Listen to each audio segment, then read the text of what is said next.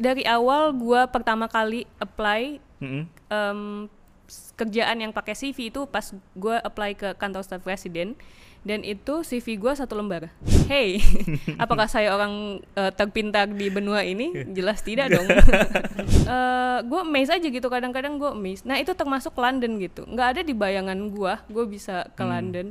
Tiba-tiba gue dapat kerjaan yang itu base-nya di London, dan gue akhirnya bisa ke London. Jadi wow, anything could happen, bener-bener kayak mind blowing. Itulah kekuatan doa ibu. Ngerasa banget bahwa lu tuh emang harus banyak berdoa dan Allah tuh pasti ngabulin. Dan gue bisa jalan-jalan ke luar negeri nggak bayar, dan bahkan gue yang dikasih duit gitu.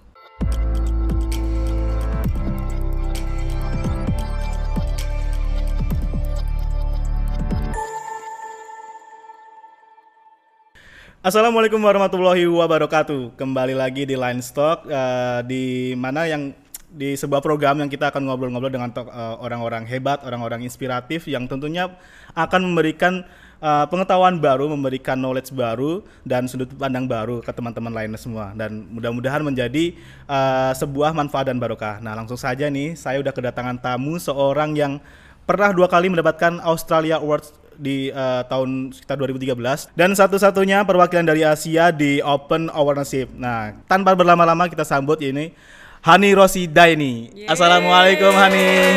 Waalaikumsalam Mas Ben Kasyafani. Bukan dong, jelas bukan dong. Ini gue agak belibet nih ngomong Rosidaini itu bener ya, Rosidaini ya? Iya betul. Tadi kita ngomong sebelumnya ya. Rosidaini itu kalau kata orang tuaku itu bukan Rosi dari bunga, tapi dia Rosid Aini. Petunjuk Aini 2, yaitu Quran dan hadis. 2 petunjuk ya? Yeah. Luar biasa. Namanya tadi tersembunyi loh. Sebelumnya gue syukur alhamdulillah jazakillahu khairan udah datang ke podcast LD TV. Amin. Jazakillahu khairan. Amin. Dan gue juga pengen disclaimer dulu karena tadi lo ngucapin inspiratif bla bla bla. Anyway guys, I don't think I'm inspirative. Jadi, tapi menurut Linus dan kita semua di sini Mbak Rohani ini sangat menginspirasi lah. Pokoknya kalau gue ada title inspirasi itu gue merasa terbebani. Jadi gue mau disclaimer aja di awal, kita ngobrol-ngobrol sharing aja. Oke, siap. Jadi belum tentu kalian dapat inspirasi sebenarnya.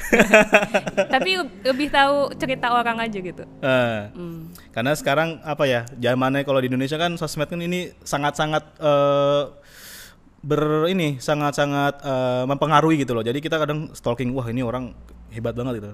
Tapi gue pengen tahu deh yang tadi lo kerjain sekarang tuh tentang open ownership itu apa sih? Open ownership itu salah satu lembaga yang fokusnya adalah di bidang open government. Jadi kalau kalian familiar, mungkin lebih familiar juga dengan open data. Jadi data terbuka tapi di level pemerintah. Pemerintahan. Jadi open ownership itu kebetulan lembaga yang basisnya di London, Inggris. Dan dia juga ya awalnya ada di bawah pemerintahan Inggris, di support sama pemerintah Inggris, tapi kita sekarang udah bekerja dengan hampir 40 pemerintah di hampir 40 negara. Dan untuk jadi memberikan asistensi, baik asistensi teknis maupun non teknis, untuk memperbaharui gue kagok nih. Jadi improving the quality of data. Jadi memperbaharui level transparansi di tingkat pemerintah. Terus nah, ini kan lo jadi satu-satunya perwakilan dari Asia nih. Kalau perwakilan tuh kesannya gimana ya? Tapi salah satu anggota tim Iya, kebetulan karena emang base-nya itu di Inggris. Jadi ya sebenarnya emang 90% orang Inggris. Kita ada sekarang baru 2 orang dari Afrika, ada 1 orang Argentina, dan dari Asia aku doang. Dari Asia.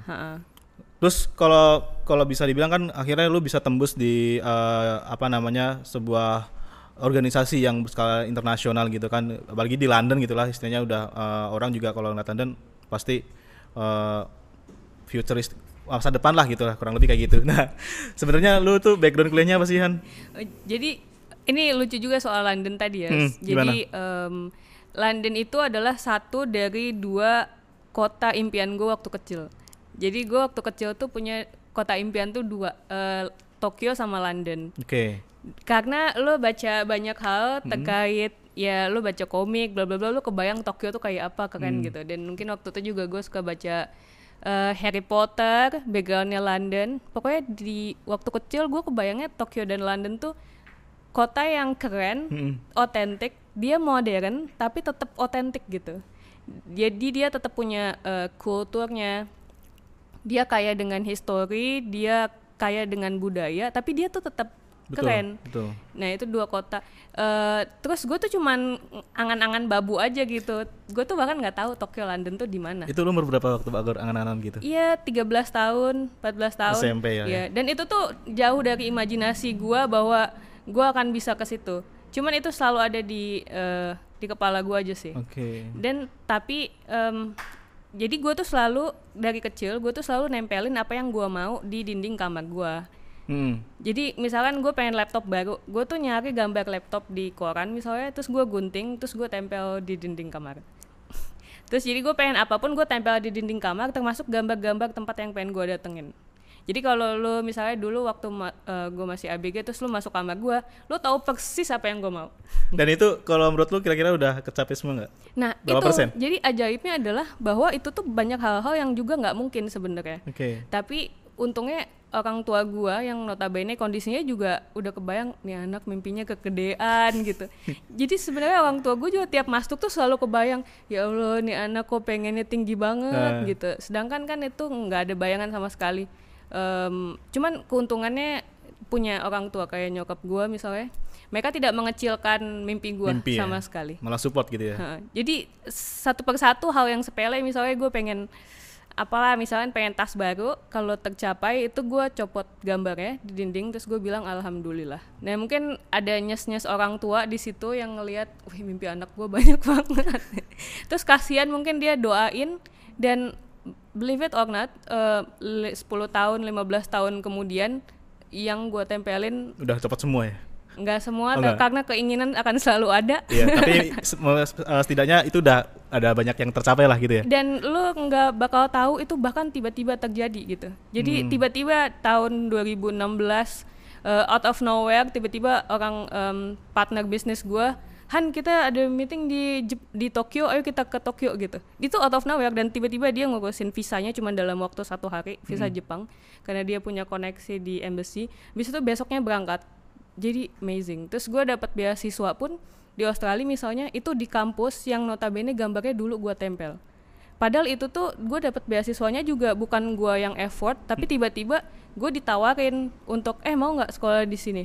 Jadi pokoknya ada hal-hal yang di situ gue momen ngerasa banget bahwa lu tuh emang harus banyak berdoa dan Allah tuh pasti ngabulin.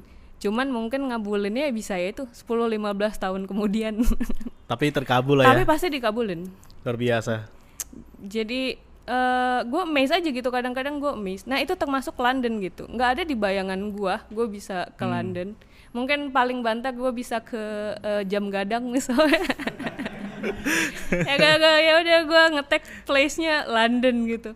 Jadi gue nggak ada bayangan sama sekali, karena gue dengar ada orang ke London dan mereka spending puluhan juta. Jadi London kan termasuk kota yang paling mahal juga kan. Betul. Jadi gue nggak kebayang bisa ke London, tapi tiba-tiba kalau Allah kodar, tiba-tiba gue dapat kerjaan yang itu base-nya di London, dan gue akhirnya bisa ke London. Nggak cuman semua biaya dibayarin, tapi juga gue kesana sebagai orang yang bekerja sama dengan pemerintah di situ. Jadi wow, anything could happen. Bener-bener kayak mind blowing. Itulah kekuatan doa ibu. Luar biasa. Jadi Linus nih yang masih punya ibu nih, jangan istilahnya tetap kita harus takdim sama orang tua, terutama ibu nih, karena emang doa orang tua terutama ibu tuh doa yang mustajab, karena di hadis juga disebutin ya, ibumu baru ayahmu gitu kan. Nah, sorry motong nih. Tadi kan lu enggak ujuk-ujuk tiba langsung ke London kan. Jadi kan mungkin pertama kali ke luar negeri kemana sih, Mbak? Singapura. Dan itu pun pokoknya gue tuh dari awal pertama kali naik pesawat sampai 2018 itu gue naik pesawat tuh nggak ada yang gue bayar sendiri. Jadi gue selalu dibayarin orang. Selalu dibayarin ya. Jadi ke Singapura pun awalnya karena temen gue mau bikin setup kantor baru di Singapura, terus ya udah gue bantu, terus ya udah dibayarin aja. Terus gue kemana-mana tuh nggak pernah bayar sendiri. Jadi kalau orang kayak, ih saya ini jalan-jalan mulu banyak duit. Nah itu dia tuh. Kenyataannya adalah no guys, no. Gue tuh nggak punya duit. Yeah. Cuman gue tuh punya niat aja. Jadi kalau orang nih mau traveling, mereka mungkin effortnya adalah gue nyari tiket murah, ya kan, gue nyari promo, bla bla bla. Nah kalau gue tuh effort gue tuh bukan nyari tiket promo, tapi effort gue adalah gue nyari opportunity-nya apa. Jadi gue tuh apply summer school, gue apply fellowship, gue apply youth festival, gue apply seminar. Nah effort gue tuh lebih ke bikin essay supaya gue bisa submit program, gue bisa ikutan programnya, dan gue bisa jalan-jalan ke luar negeri, nggak bayar, dan bahkan gue yang dikasih duit gitu. Luar biasa nih. Nah ini mungkin ada tips-tipsnya nggak sih? Bisa kayak itu nggak mudah lah ya, kayak gitu. Apalagi sekarang tuh kalau ada beberapa website yang mereka provide info-info kayak gitu. Jadi apa aja sih kegiatan di luar negeri yang bisa kalian ikutin, ya itu tadi kayak fellowship, short course, bla bla bla. Nah effortnya tuh lebih ke kebanyakan kan mereka pasti minta kita submit essay atau tulisan tertentu. Nah orang Indonesia kan nggak banyak orang yang suka baca. Iya termasuk saya. Iya. Kalau kalian nggak suka baca, kalian pasti nggak suka nulis. Iya betul ya kan? betul. Sedangkan salah satu syaratnya itu biasa submit essay atau tulisan gitu. Nah jadi buat gua kalau ada opportunity yang salah satu syaratnya itu adalah nulis, gua ngerasa kita udah, kalau kita mau ngerjain, kita tuh udah akan lebih unggul dibanding yang lain karena nggak semua orang mau nulis. Tapi untuk bikin tulisan yang bagus juga ya intinya kan kita harus banyak baca juga kan. Betul. Jadi poinnya adalah ya persiapkan diri. Ini it's a boring advice ya, tapi banyak baca, coba latihan nulis, karena nulis itu benar-benar akan membantu lo untuk membuka banyak kesempatan. Nggak cuman untuk dapat short course dan program-program gratis ke luar negeri tadi, tapi ya termasuk untuk kalau kalian mau berkarir di kancah yang lebih besar gitu. Dan nulis tuh bener-bener bisa buka banyak kesempatan banget deh pokoknya. Nah ini kayak penyakit gue mungkin ya pribadi penyakit teman-teman juga, maksudnya gimana ya biar bisa memudayakan suka membaca tuh kayak sulit ya, atau gimana, punya tips nggak Pak? Nah kalau lo yang nanya sebenarnya udah ya buat gue aja nih, udah useless sih. Iya betul. Nggak ada jawabannya Prim. Tapi ini akan, karena gue tahu lo punya anak kan. Yes. Nah poinnya gue lebih pengen ini sih, bukan menyelamatkan ya, fokus ke anak lo sebenarnya. Karena lucu juga sih, gue tuh pernah ketemu sama orang peneliti yang dia tuh dulu orang hebat jadi engineer di US, tapi dia 30 tahun berkarir di US, terus dia pulang ke Indonesia jadi pendongeng anak-anak. Karena dia setelah ngelihat negara maju, dia juga selalu kebayang kenapa sih Indonesia tuh banyak kurang kompetitif gitu. Nah masalahnya kalau menurut dia ya karena nggak baca, orang-orangnya simply nggak baca. Nah menurut dia untuk orang suka baca itu memang bisa dimulainya dari early age gitu. Dari usia sedini mungkin ya. Jadi kalau misalnya anak kecil itu suka didongengin. Betul. Ya, pokoknya orang yang kalau dari kecilnya baca, dia tuh kayak punya vaksin di dalam dirinya. Yang mungkin kalau vaksinnya non aktif pun, kalau ada yang men-trigger vaksinnya bisa aktif lagi. Jadi intinya kalau orang dari kecil dia udah terdevelop baca jadi habit.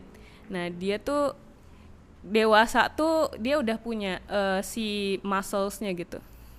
Berarti kayak misalnya, sorry kepotong. Jadi kayak misalkan orang tua jadi kayak suka bacain dongeng ke anaknya itu emang buat menstimulasi biar dia mungkin nanti ketika kita ngasuh itu bener ya kayak gitu ya. Jadi gue tuh ngebayangin kalau misalkan gue punya anak nih, sibuk-sibuknya gue, satu hal yang akan selalu gue lakukan adalah bacain dongeng buat anak-anak. Nah gue berusaha di situ tidur. Cuman kayak susah banget ya. Di rumah sih ada buku-buku dongeng kan. Ya tapi mungkin udah apa ya. Ya makin kesini kan waktu juga pengaruh gadget itu luar biasa, gila kan. Itu jadi anak gue sih juga pernah gue cicipin, gue sedih lah bacain dongeng kayak gitu, cuman ya berat banget. Tapi anak kecil tuh kalau udah suka, dia bahkan kalau bisa kita lepas sendiri, jadi lama-lama tiba-tiba dia yang cari bacaan dia sendiri, dia explore sendiri. Tapi untuk numbuhin interestnya dia, itu yang menurut gue tugas lo sebagai orang tua ya. Oke, siap. Masukannya keren nih, luar biasa nih Mbak nih.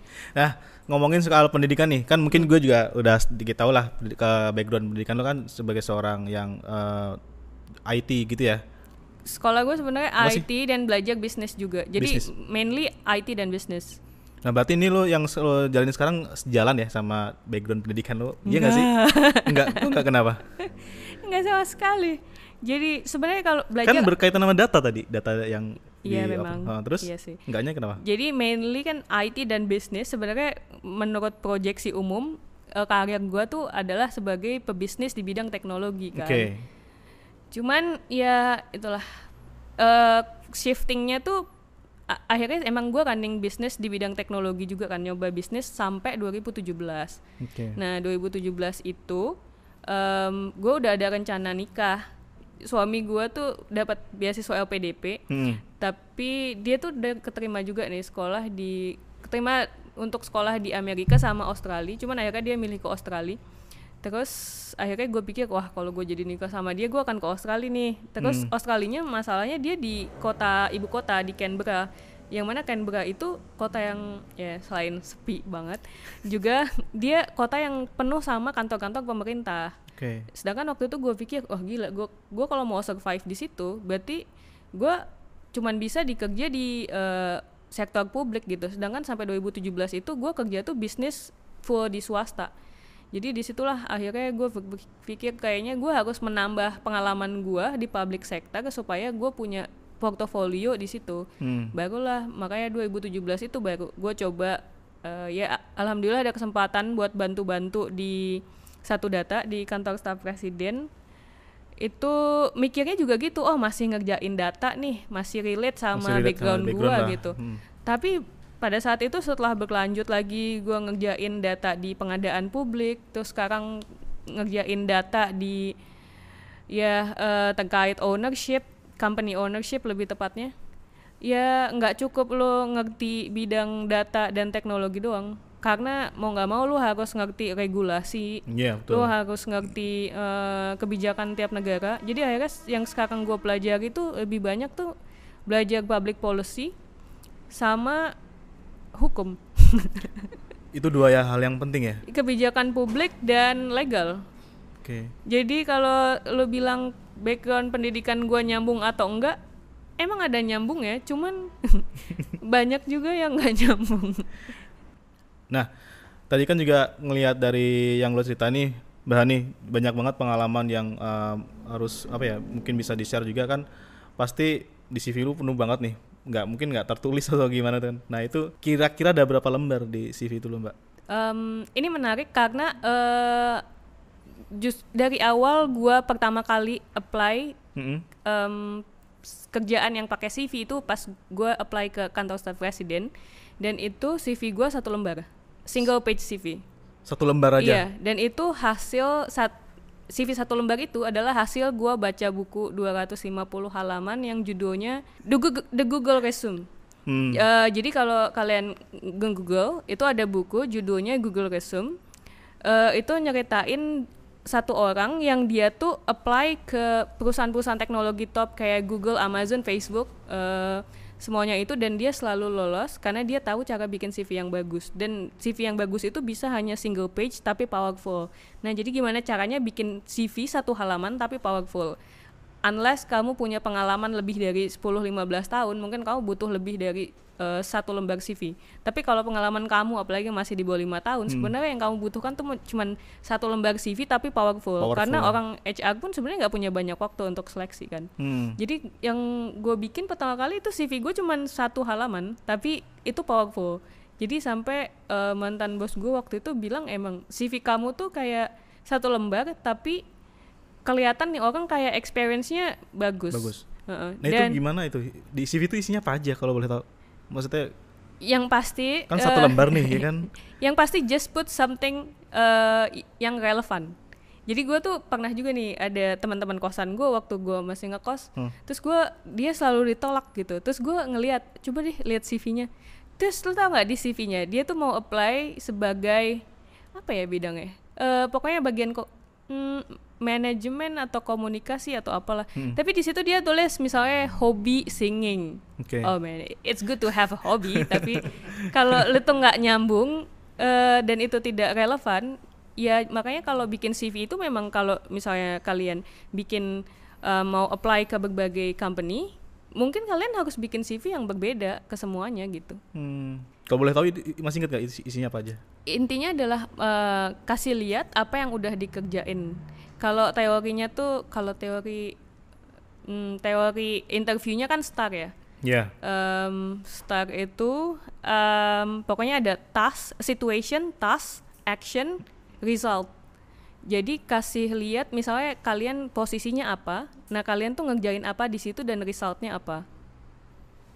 Ya gitulah. Tapi sekarang kayaknya lebih simpel ya. Tinggal kasih link in lo doang, ya orang udah lihat. Nah, apa sih kiat-kiat dari seorang Hani nih agar bisa akhirnya tetap sampai di tahap sekarang ini? Yang gue waktu itu sebenarnya gue udah cerita ya sama lo bahwa ekspektasi gue beda banget sama kondisi yang sekarang. Dalam artian dulu gue berharap di usia gue yang sekarang gue udah settle gitu. Gue udah tahu gue mau pengennya apa. Jadi tinggal meniti atau meningkatkan levelnya aja gitu. Tapi bidangnya tuh tetap ini. Tapi ternyata ya lihat gue sekarang bidang gue berubah-berubah. Tiba-tiba ngerjain ini, tiba-tiba ngerjain ini. Jadi dulu gue pikir orang yang fokus dari kecil itu tuh adalah orang yang akan unggul di masa depan. Yang dia tuh udah tahu mau jadi atlet dan dia tuh udah latihan jadi atlet dari sejak dia SD gitu. Supaya dia super jago. Tapi ternyata enggak juga. Ada bukunya judulnya Why Generalists Triumph in a Specialized World. Jadi dunia ini juga membutuhkan orang-orang generalis juga. Dan mungkin gue salah satu sebenarnya mungkin gue cari alasan doang gimana caranya gue generalis tapi tetap kompetitif gitu. Tapi intinya ternyata ya yang penting kita punya sifat agile, jadi mudah berubah, kecepatan ya, adaptif. Dan itu sih menurut gue modal utama gue adalah gue suka belajar. Dan gue punya nyali untuk nyobain hal-hal baru. Itu yang nolongin gue, karena kalau orang banyak ketakutan, banyak khawatir, jangankan untuk dapetin kerjaan gitu ya, untuk apply aja belum tentu orang berani gitu.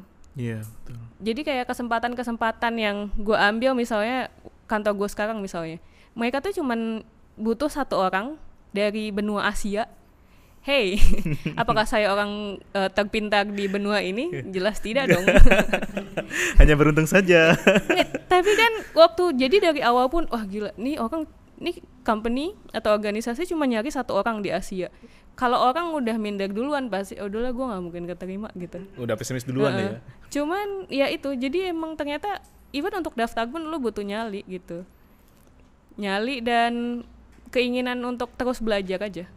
Kita bisa bilang kayak sekarang orang juga banyak privilege, tapi kalau dia nggak punya nyali dan punya niat buat belajar ya susah ya. Maksudnya ya mungkin Allah nggak akan ngasih jalan ke situ kali ya.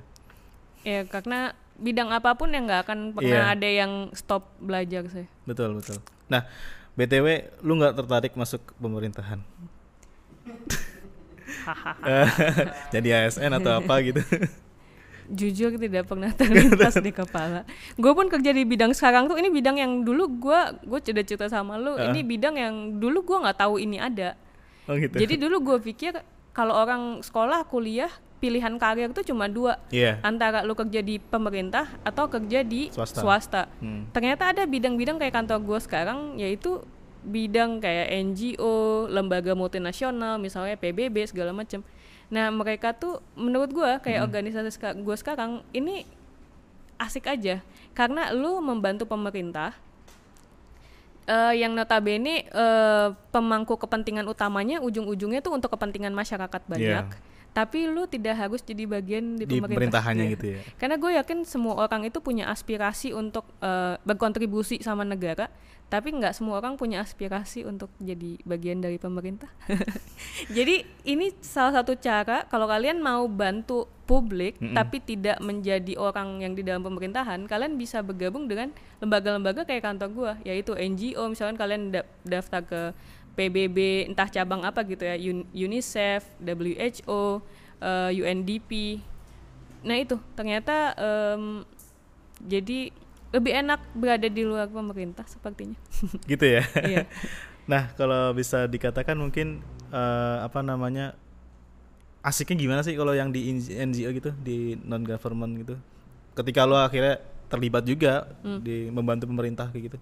Ya itu, karena tadi kalau pilihan yang orang-orang pada umumnya pikir adalah kerja di pemerintah dan private, masalahnya dengan private kan kalau lo kerja di company yang super besar, Tapi kan pada akhirnya kalau perusahaan itu pemangku kepentingannya kan ya pemilik saham bla bla bla, jadi lo memperkaya si bos perusahaannya kan. Tapi kalau pemerintah memang dia bekerja untuk masyarakat, tapi ya nggak semua orang pengen jadi pemerintah. Nah, serunya di bidang gue adalah ya lo tidak memperkaya pihak tertentu, lo tetap bekerja untuk masyarakat banyak, tapi lo tidak jadi bagian dari pemerintah. Jadi bekerja dan menjadi konektor antara masyarakat dan pemerintah. Justru. Privilege gue adalah bahwa orang tua gue mengizinkan gue melakukan apapun dan mereka membantu doa. Udah. Orang kalau misalnya uangnya udah terlalu banyak, dia cara melihat uang itu jadi kayak take it for granted aja, bukan sesuatu hal yang penting. Ya. Tapi gue sih ngerasa privilege gue ya punya orang tua yang selalu dukung ya. Ya mengajarkan hal yang baik, ternyata itu udah privilege yang sangat luar biasa. Betul, karena setuju banget. baru kita setelah dewasa kan baru tahu ternyata tidak semua orang punya orang tua yang baik. Betul, setuju banget. Salah satu kesalahan utama pebisnis pemula adalah you want to make money but you don't know how the money works. Pekerjaan itu hanya komplementer hidup kamu. Jadi kerjaan itu untuk mensupport hidup kamu. Jadi hidup kamu itu adalah yang paling utama. Dan in a way gue agak mengerti juga, mungkin karena dia posisinya di atas gue, mungkin yang dia pikirkan adalah kalau anak buah gue kelihatan bagus, pada ujungnya gue juga kelihatan bagus gitu.